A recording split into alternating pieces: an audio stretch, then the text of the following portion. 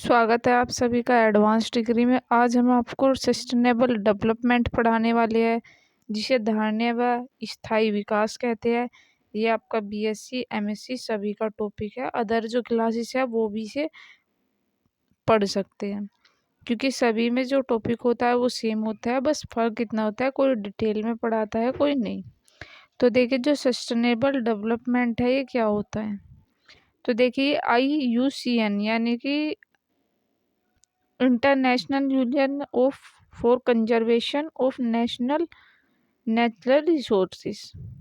तो जो नेचर होता है उसे उसको बचाने के लिए क्या क्या नेचुरल रिसोर्स हो सकते हैं। सपोज कीजिए कोई भी प्लांट है, तो जो जंगल नष्ट हो रहे हैं उन्हें बचाने के लिए नेचर के हित में किया गया कार्य नेचुरल रिसोर्सेस कहलाता है, यानी कि सस्टेनेबल डेवलपमेंट कहलाता है। तो जो ये सतत या निर्वहनीय, निरंतर एवं स्थायी विकास शब्द का प्रयोग पहली बार किसने किया था? IUCN ने, यानी कि international union of for conservation of nature as natural resources ने अपनी रिपोर्ट दी थी, जो विश्व संरक्षण रणनीति में किया गया था, जो कि 1987 में थी। और WCED यानी कि world communications on environment and development ने ओवर कॉमन फ्यूचर नामक रिपोर्ट में इस शब्द को परिभाषा दी थी। यानी कि एक बुक थी जो कि अवर कॉमन फ्यूचर थी, उन्होंने एक रिपोर्ट दी थी, और ये जो बुक थी उसमें उसकी लैंग्वेज थी, और UNO ने इसकी व्याख्या की थी। तो आपको धीरे धीरे अभी समझ में आ जाएगा। एक बार हम इसका हिस्ट्री देख ले। ये हिस्ट्री है, अगर आपसे ऑप्शनल में भी ये क्वेश्चन आ सकता है आपका। तो आपकी UNO ने स्वीकार कर लिया था, क्योंकि रिपोर्ट बना, इसके बाद सबमिट करी तो वो एक्सेप्ट कर ली गई। इसके रिपोर्ट के अनुसार धारणीय अथवा स्थायी विकास यानी कि सस्टेनेबल डेवलपमेंट वह विकास है जिसके अंतर्गत भावी पीढ़ियों के लिए आवश्यकता की पूर्ति करने की क्षमताओं से समझौते किए बिना वर्तमान पीढ़ी आवश्यकताओं को पूरा किया जा सकता है। सपोज कीजिए हमारा जो ये अर्थ है, इस पर जो फ्यूल की मात्रा है वो कम है, और इसे यूज़ करने वाले ज़्यादा है। यानी कि कोई भी चीज़ होती है, जब उसे उत्पन्न करने वाले कम होते हैं या उन्हें उत्पन्न ही ना किया जाए, वो लिमिटेड हो और उसे यूज़ करने वाले ज़्यादा हो, तो क्या होता है? हानि होती है। जैसे अब आप सनलाइट को ले लीजिए। सनलाइट जो है वो कभी नष्ट नहीं हो सकती। जब तक अर्थ है तब तक सूर्य है। और हम चाहे उसे कितने भी मात्रा में यूज़ कर ले, वो कभी कम नहीं होने की जो सनलाइट है। लेकिन जो पेट्रोल है वो क्या है? जो लाखों करोड़ों वर्षों पहले जब धरती अर्थ जो थी वो डिस्ट्रॉय हुई थी, या कह सकते हैं धरती जो पलटी थी, तो जो जीवाश्म होते हैं, यानी कि जो पेड़ पौधे मनुष्य जो दबे थे, उनसे जो निकले हुए जीवाश्म हैं वो ही पेट्रोल के रूप में मिलते हैं। और अगर हमें दोबारा से पेट्रोल या डीजल को प्राप्त करना है तो वो कहाँ पर मिलेंगे? जब दोबारा से धरती पलटेगी। तो ये कुछ रिसोर्सेस है जो बैलेंस्ड है, यानी कि वो दोबारा से नहीं उत्पन्न किए जा सकते, और उन्हें हम यूज़ ज़्यादा कर रहे हैं। जैसे फ्यूल है, तेल हो गया, तो हम इन्हें यूज़ तो कर रहे हैं, लेकिन इनकी मात्रा की जो क्वांटिटी है वो कम करनी होगी। तो देखिए, यही बताया गया है कि जिसके अंतर्गत भावी पीढ़ियों के लिए आवश्यकताओं की पूर्ति, यानी कि हम अपनी आवश्यकताओं की पूर्ति के लिए तो उनका यूज़ कर रहे हैं, लेकिन जो हमारी आने वाली पीढ़ी है उसके लिए कमी होती जा रही है। उनकी क्षमताओं से समझौता किए बिना ही वर्तमान पीढ़ी को पूरा किया जाता है। पर्यावरण की सुरक्षा के बिना विकास की निर्वहनीय नहीं बनाया जा सकता। अब देखिए, जो जंगल होते हैं उनकी सुरक्षा के बिना ही हम उनकी सुरक्षा तो कर नहीं रहे, लेकिन उन्हें नष्ट ज़रूर कर रहे हैं। तो वो यहीं पे यही बात कही गई है, जो इन्वायरमेंट होता है उसकी सुरक्षा, उसकी प्रोटेक्शन तो हम कर नहीं रहे, लेकिन उसका यूज़ बहुत ज़्यादा कर रहे हैं।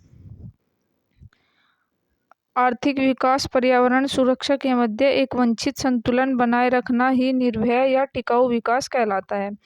तो एक इन्वायरमेंट जो होता है उसके प्रति हमारा कुछ कर्तव्य होता है। अगर हम अपने कर्तव्यों को पूरा नहीं करेंगे तो जो इन्वायरमेंट है उसमें हमें नुकसान होगा। अब देखिए, जैसे ट्रैफिक होता है, ट्रैफिक से क्या होता है, एयर पोल्यूशन होता है, यानी कि जो वायुमंडल होता है उसमें पोल्यूशन होता है। पोल्यूशन की वजह से हमें जो हमारी ओजोन लेयर है उसमें सिर धो रही है, जिसके कारण जो हानिकारक जो सूर्य के जो डायरेक्ट किरणें होती है वो हमारी स्किन पर आएगी। स्किन पर आने के बाद में हमें skin skin infection, skin cancer और स्किन से रिलेटेड बहुत सारे और लंग से रिलेटेड बहुत सारी डिसीज हो जाएगी। क्योंकि जो ओजोन लेयर है वो कह सकते हैं जो ग्रीन लेयर है वो हट रही है, और ओजोन लेयर जो सूर्य की जो किरणें हैं वो डायरेक्ट हमारी अर्थ पर आ रही है, जिससे हमारी जो स्किन है वो बहुत ज़्यादा डैमेज होती जा रही है। आर्थिक विकास और पर्यावरण सुरक्षा के मध्य एक वंचित संतुलन बनाए रखना ही निर्व्यय टिकाऊ विकास है, जिसके पश्चात पूंजी कुशल श्रमिक एवं तकनीकी जो श्रमिक होता है, जो कार्यकर्ता होता है, इसके पश्चात भी वे आदि का प्रयोग के बावजूद भी यदि अधिकतम विकास पर्याप्त किया जाए तो पर्यावरण को स्थायी रूप से क्षति पहुंचाने लगती है।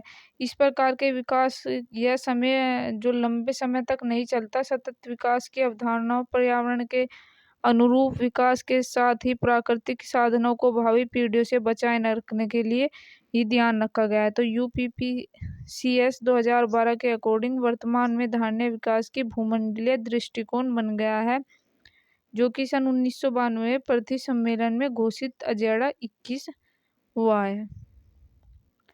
रियो घोषणा के अति पूर्व समर्थन व्यक्त किया गया था, और 2002 में जोहान्सबर्ग ने सम्मेलन का मूल मुद्दा में सतत विकास था। अब विकास स्थायी विकास के लिए पथ प्रदर्शन अधोलिखित है। तो जो पहला ऐसे है वो पारिस्थितिक मित्रवत प्रौद्योगिकी इको फ्रेंडली टेक्निक। तो देखिए, जो इको फ्रेंडली टेक्निक है ये जो कुछ टेक्निक बनाए गए हैं जिनके थ्रू हमारा जो अर्थ है या इन्वायरमेंट है उसे कंजर्व करके रखा जा सकता है। तो जो ये इको फ्रेंडली है, नाम से पता चला है, यानी कि मित्रवत प्रौद्योगिकी। तो जो कारखाने होते हैं, उत्पादन जो होते हैं, उसमें उत्पादन की प्रक्रिया के लिए प्रत्येक क्षेत्र में परिस्थिति मित्रवत प्रौद्योगिकी को अपनाकर निर्भय विकास में अंगीकार करना है।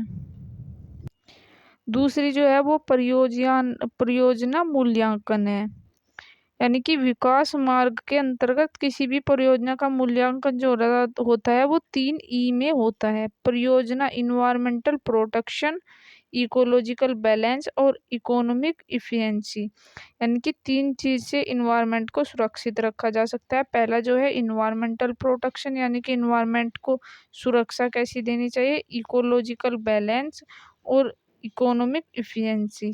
तो इन तीनों पर जोर देकर ही इन्वायरमेंट को सुरक्षित रखा जा सकता है।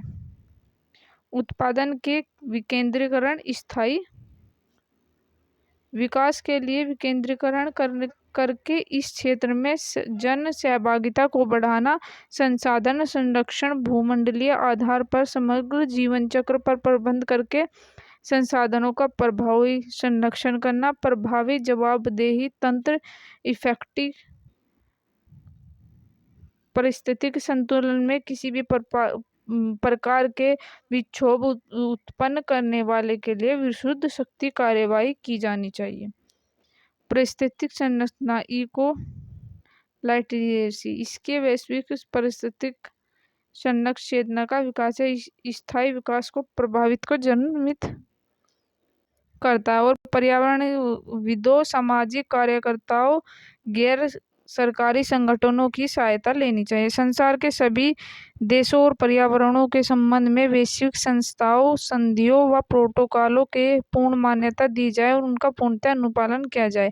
भारत में स्थायी विकास के लक्ष्य को प्राप्त करने के लिए भी प्रयास चल रहा है। तो इंडिया में जो लक्ष्य को प्राप्त करने की भी शुरुआत चल गई है। भारत उन विकासशील देशों में आता है जहां पर्यावरण के संबंध में व्यापक जागृति आई है एवं स्थायी विकास हेतु संगठन प्रयास किए गए हैं, जिसे अधोगित किया गया है।